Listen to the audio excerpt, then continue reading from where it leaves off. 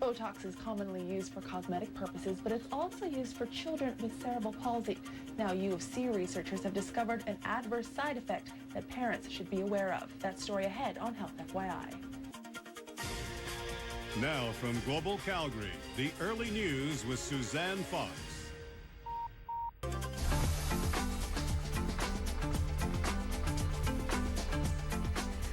Botox has been used for years for both cosmetic and therapeutic reasons, but Heather, U of C researchers have made some important discoveries that are giving a lot of people some reason to reconsider its use. Yeah, this study focused not on its cosmetic use, but its use in children with cerebral palsy. These kids experience muscle spasms, and the Botox helps their muscles to relax.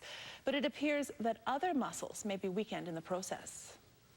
Little Olivia Diedrich suffers from cerebral palsy. It means she now deals with a lifetime of challenges. She has a lot of extra muscle tone in her legs, and that just causes her to be very, very stiff. Muscle stiffness or spasticity is a common consequence of CP. That means the muscles are contracted and they cannot really voluntarily release them like you and I could.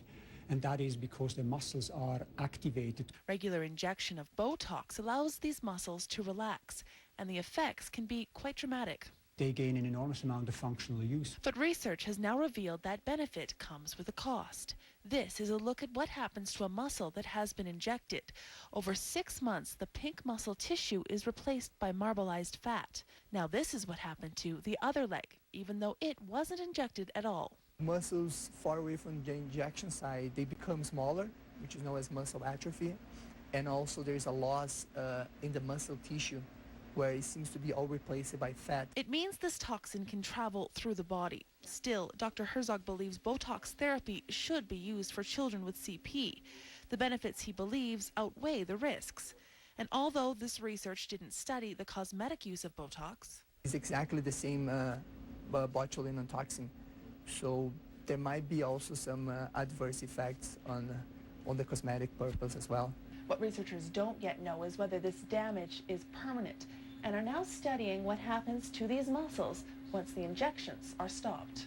they're also trying to find a way to protect healthy muscles from the effects of Botox, so that kids like Olivia will be able to benefit from this therapy without fear of muscle loss. Now, this research, which was done on animals, found the leg muscle that wasn't injected lost as much as 50% of its mass and strength.